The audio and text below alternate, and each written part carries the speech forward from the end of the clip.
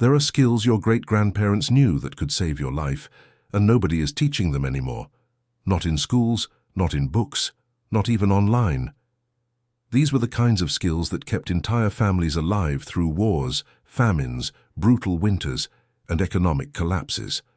And somewhere between the convenience of the modern world and the seduction of technology, we lost them. Every single one. If you've ever wondered what would happen if the power went out for a week, if the supermarkets ran empty, if the water stopped running, this video is going to disturb you. Because what you're about to discover isn't just history, it's a warning.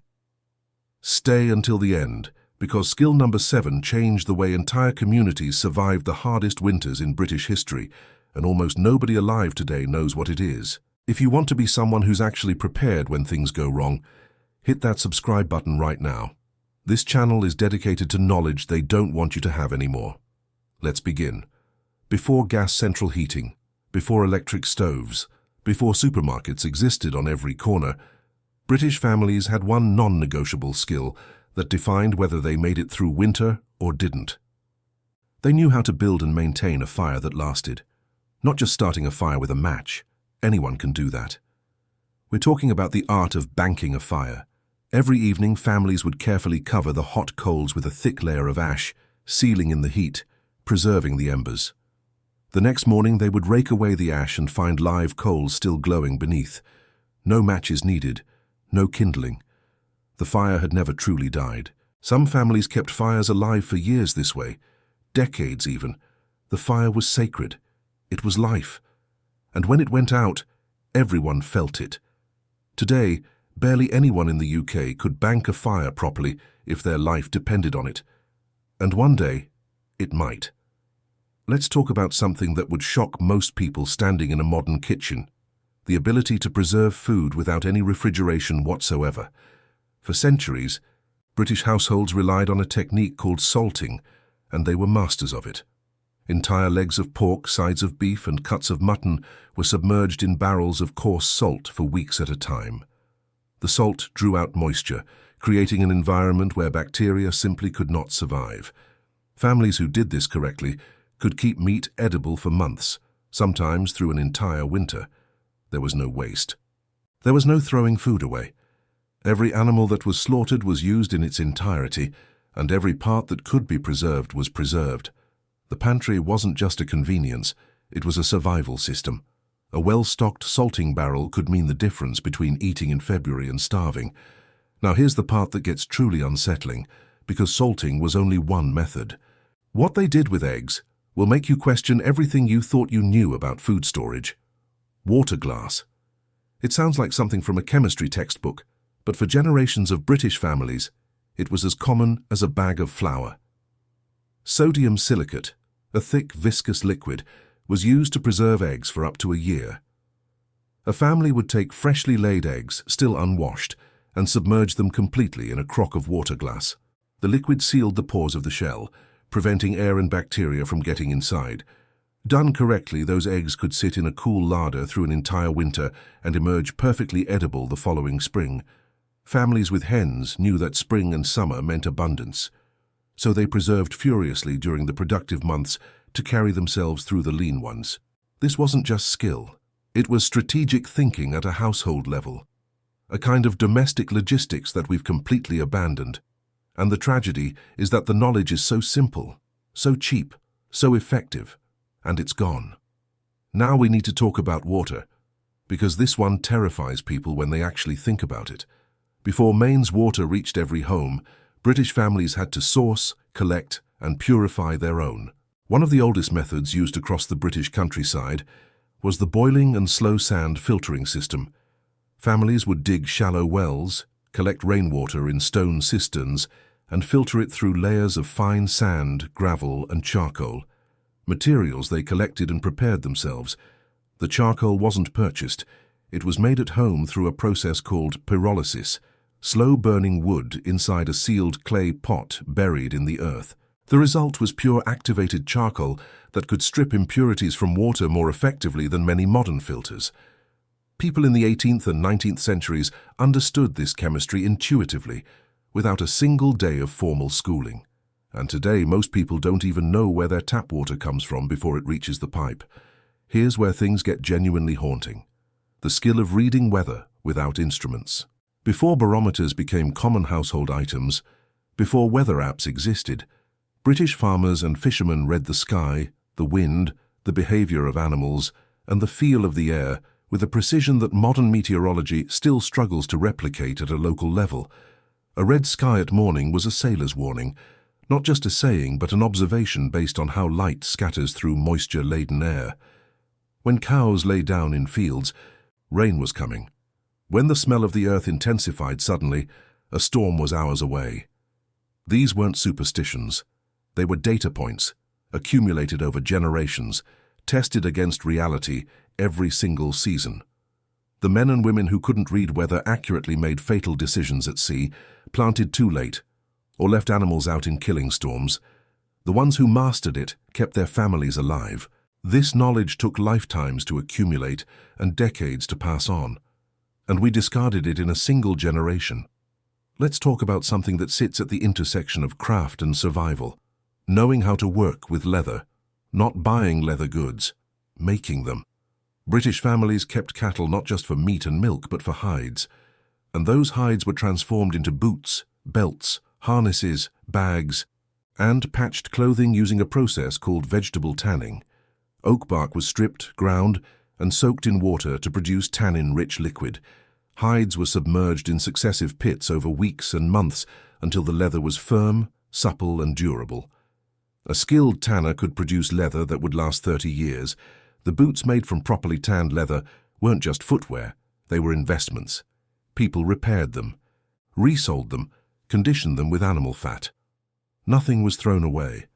And when you understand that poorly made footwear in a wet British winter could mean frostbite, infection, and death, you begin to understand why leatherworking wasn't a hobby. It was a critical survival art. Now we reach skill number 7, the one I mentioned at the beginning. The reason entire communities survived the hardest winters in British history. It has nothing to do with food, fire, or water. It's something far more fundamental than all of those. It's the ability to build and repair a structure that holds heat. The old British technique of cob building, using subsoil clay, sand, straw, and water, created walls nearly 3 feet thick. These walls absorbed heat during the day and radiated it slowly through the night. Cob homes in Devon and Cornwall, still standing today, were built 400 years ago, without a single brick, without a single nail, without a single modern material. The families who built them understood thermal mass in a way that most modern architects have only recently rediscovered. They packed the walls tight, shaped the floors with lime, and thatched the roofs in layers that shed rain for decades. And they did it entirely from what the land beneath their feet provided. Today, you couldn't build a cob home without planning permission, insurance, and a structural engineer. The knowledge still exists, barely, in a handful of craftspeople. But the everyday understanding, gone. Foraging is a word people use casually today, as if it means walking through a park, picking blackberries. But historical British foraging was a science. Rural families knew the exact seasonal windows for dozens of wild plants. Not just which ones were edible, but which ones were medicinal, which ones were poisonous at one stage of growth and safe at another, which roots could be dried and ground into flour, which leaves could be used as a poultice, elderflower for fever, yarrow for wound treatment, nettles as a protein-rich vegetable when the garden had nothing, hawthorn berries crushed and dried as a heart tonic. The hedgerows of England weren't just decorative. They were living pharmacies and grocery stores that generations had studied with the same rigor we apply to university degrees. A woman who knew her hedgerow in the 1700s was effectively a doctor, nutritionist, and chemist for her family. That knowledge, refined and tested over centuries, has been nearly completely erased in 2 generations. Candle making sounds quaint until you sit in the dark and realize you have no idea how to make light. Before electric light, before kerosene lamps became affordable, British households made tallow candles from rendered animal fat. They saved every scrap of fat from every animal they butchered. Sheep tallow was preferred because it burned cleaner than pig fat. The fat was melted, clarified, and poured over wicks made from twisted cotton or rush stems. A family that kept animals and understood the candle-making process never sat in darkness. A family that didn't know how to render tallow sat in darkness from 4 in the afternoon in December. Winter nights in Britain last 14 hours. That's 14 hours of darkness if you don't know how to make a candle. Something we have reduced to a hobby, a wellness aesthetic, was once a weekly act of survival.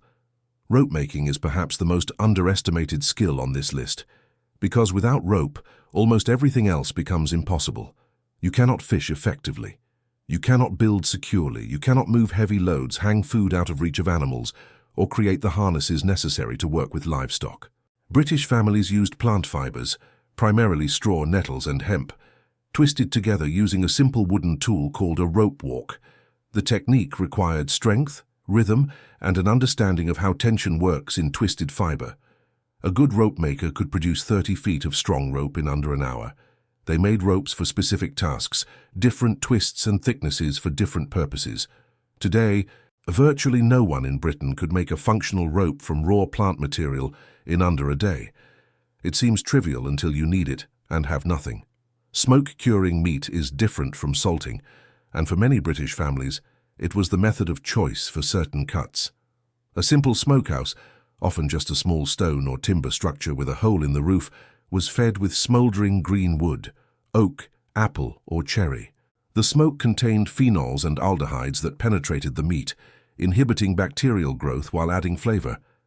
Families who smoked their own ham, bacon, and fish could store those products hanging in a cool, dry larder for months without any degradation.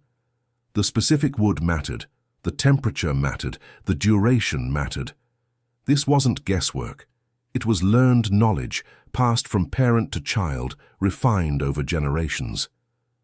And it produced food so shelf-stable that some traditional smoked meats could be eaten safely a year after preparation. A skill so precise and so valuable, now reduced to a novelty in artisan food markets. Soil reading, before chemical testing kits, before laboratory analysis, British farmers could assess soil health, drainage, and mineral content by looking at it, touching it, smelling it, and observing what grew wild in it. Dark, rich, loamy soil that smelled sharp and earthy meant healthy microbial activity. Clay-heavy soil that cracked in dry weather needed amendment with sand and organic matter. The presence of certain weeds was diagnostic. Nettles indicated high nitrogen, plantain indicated compaction, docks indicated poor drainage. A farmer who could read his soil planted at the right time, in the right place, with the right crops. One who couldn't wasted labor, wasted seed and faced hunger at harvest.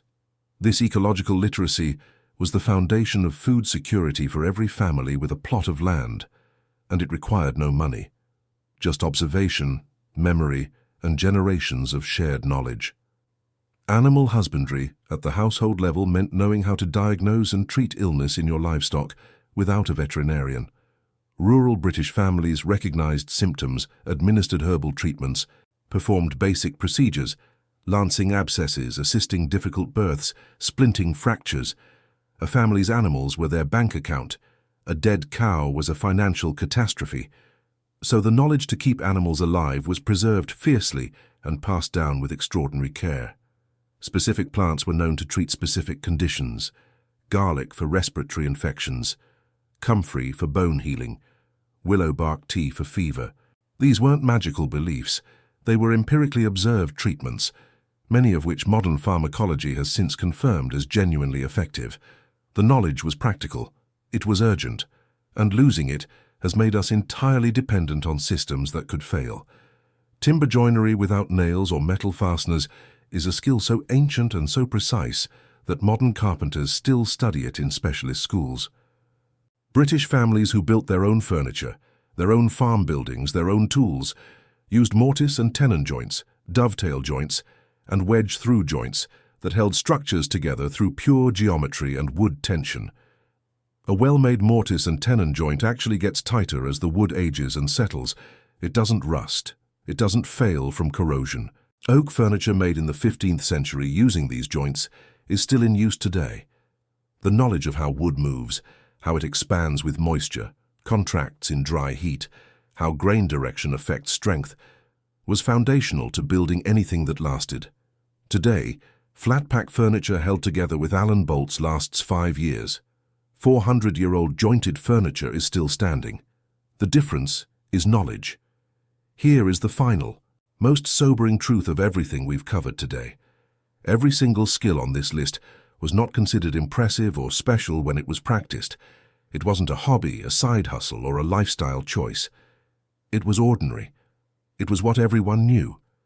Children learned these things the way children today learn to use a phone, through constant everyday exposure, from people who had learned the same way from people before them. The chain of transmission was unbroken for 10,000 years, and then in roughly 70 years, less than a single human lifetime, almost all of it was severed. Not because the skills stopped being useful, not because they became irrelevant, but because convenience made them invisible. And now we live in a world where a power outage lasting more than 3 days would leave most households in genuine crisis, where a disruption to the supply chain creates panic buying within hours, where the average person cannot start a fire, preserve food, find clean water, or build shelter from what surrounds them.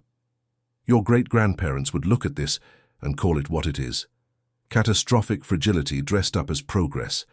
These skills are not gone forever. They can be relearned, they can be practiced, and the people who take the time to learn even 3 or 4 of them will be in a completely different position when the modern systems that most people take entirely for granted begin to show, as they already are, the first cracks of failure. If this video made you think differently about what it means to be truly prepared, share it with someone who needs to hear it. Subscribe if you want to keep going deeper, because we are just getting started.